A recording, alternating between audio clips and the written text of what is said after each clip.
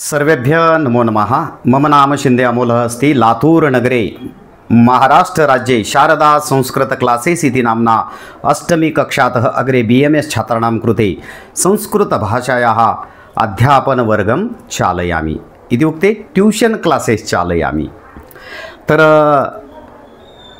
सध्या सप्टेंबर साधारणतः ऑगस्टच्या एंडिंगला आणि काही शाळांमध्ये सप्टेंबरच्या पहिल्या आठवड्यामध्ये परीक्षा झालेली आहे, घटक चाचणी परीक्षा,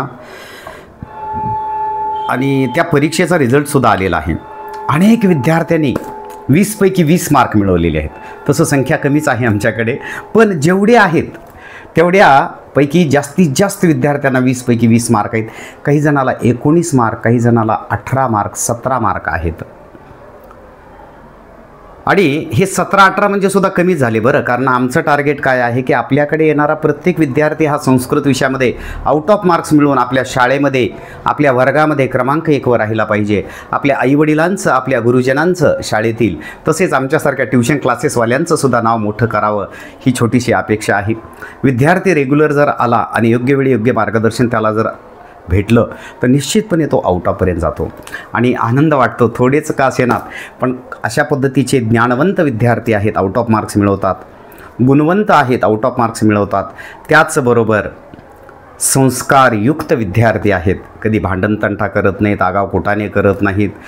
त्या बाबतीत मात्र मी थोडासा जास्त सौभाग्यवान मानतो इतरांपेक्षा, कारण एक विद्यार्थ्याला अभ्यासाबरोबर संस्काराची जर जोड दिली तर तो निश्चितपणे आपल्या आईवडिलांचं नाव मोठं करू शकत असतो।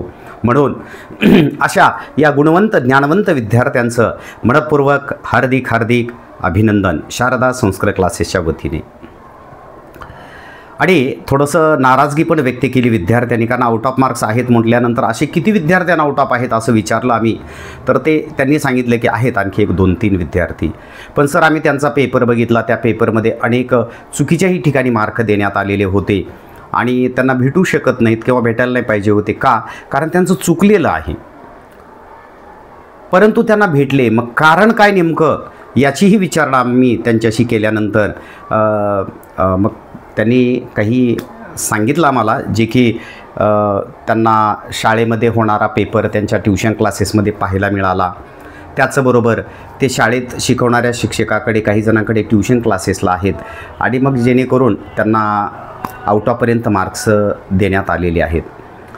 असो काही हरकत नाही, पण हा भेदाभेद कमीत कमी शिक्षकांनी तरी आपल्या विद्यार्थ्यांच्या बाबतीमध्ये करू नये हे अपेक्षा व्यक्त करतो।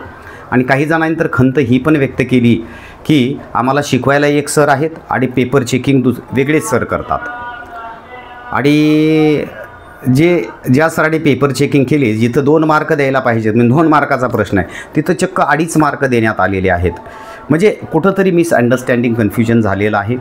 तर क्षेत्र कुठलंही असो, शासकीय असो, खाजगी असो, तर त्या क्षेत्रामध्ये आपण प्रामाणिकरित्या कार्य करणं अत्यंत आवश्यक आहे। कारण प्रामाणिकतेनं आणि सातत्यपूर्ण जर आपण कार्य केलं तर यश निश्चितपणे मिळत असतं आणि अप्रत्यक्षरित्या आपल्याला आशीर्वादसुद्धा लाभत असतो। असो, सगळ्यांना माझी पुनश्च एकदा नम्रपूर्वक विनंती आहे, त्या बालमनावर विद्यार्थ्यांच्या काय बरे परिणाम होत असतील याचं चिंतन आपण करावं आणि शक्य असेल तर सकारात्मक त्यातून पुढं जाण्याचा आपण प्रयत्न करावा, अशी नम्र विनंती करतो। आणि इथून पुढंही जे विद्यार्थी आमच्या शारदा संस्कृत क्लासेसमध्ये जॉईन होऊ इच्छितात त्यांच्यासाठी हा मोबाईल नंबर वगैरे आपण पाहू शकता। तर आवर्जून ऑफलाईन असेल किंवा ऑनलाईन असेल, अगदी कमीत कमी फीसमध्ये जास्तीत जास्त विद्यार्थी आमच्याकडे शिकावत हे अपेक्षित आहे। पण सुसंस्कारिक विद्यार्थ्यांनीच थोडंसं येण्याचा प्रयत्न करावा, कारण विद्यार्थी म्हटलं की अभ्यास जास्त महत्त्वाचा असतो, रेग्युलॅरिटी महत्त्वाची असते। आणि त्याच्यानंतर ऑनलाईनच्या माध्यमानंसुद्धा आमचे क्लासेस चालतात। ऑफलाईन असो, ऑनलाईन असो, 4 दिवस, 8 दिवस, 10 दिवस, 15 दिवस तुम्ही आमचं डेमो क्लास बघा, शिकवलेलं आवडलं तर निश्चितपणे आपण जॉईन होऊ शकता। आणि इतरांच्या तुलनेनं अतिशय कमी फीस ठेवण्यात आलेली आहे आणि प्रोजेक्टरच्या माध्यमानंसुद्धा आम्ही संस्कृत विद्यार्थ्यांना खूप छान प्रकारे शिकवतो। वेगवेगळ्या शाळांमधील अनेक पेपर्स आम्ही सोडवून घेत असतो, जेणेकरून तो विद्यार्थी आउट ऑफपर्यंत जावा। हा प्रामाणिक उद्देश आहे, प्रामाणिक प्रयत्न करतोय आणि आपल्या सर्वांचं सहकार्य आम्हाला तर आहेच. अजून इथून पुढंही जे खरंच परिस्थितीनं खचलेले आहेत पण हुशार आहेत, शिकू इच्छितात, चांगल्या प्रकारे मार्क मिळवू इच्छितात, त्यांना आमच्याकडे पाठवण्यासाठी आमचा तुमचा संदर्भ द्या. निश्चितपणे आम्ही त्या विद्यार्थ्याला आणखी फीसमध्ये भरपूर सवलत आम्ही देऊ शकतो. धन्यवाद.